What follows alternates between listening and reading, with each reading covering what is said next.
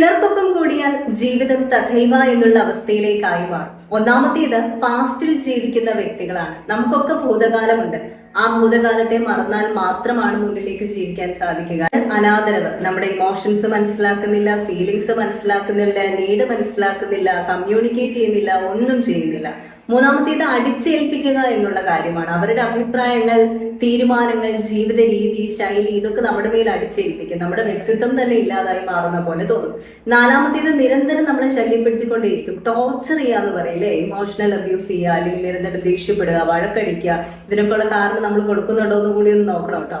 അഞ്ചാമത്തെ ഒരു കാര്യം എന്ന് പറയുന്നത്, എപ്പോഴും നമുക്ക് മാനസിക സമ്മർദ്ദം മാത്രമേ അതിൽ നിന്ന് ലഭിക്കുകയുള്ളൂ. നമ്മൾ ഒട്ടും ഹാപ്പി ആകുന്നില്ല എന്നുണ്ടെങ്കിൽ തീർച്ചയായും അവർക്കൊപ്പം കൂടാതിരിക്കുക, അല്ലെങ്കിൽ അത്തരം ഒരു ജീവിതമല്ല നിങ്ങൾ അർഹിക്കുന്നത് എന്നുള്ള തിരിച്ചറിവ് വേണം.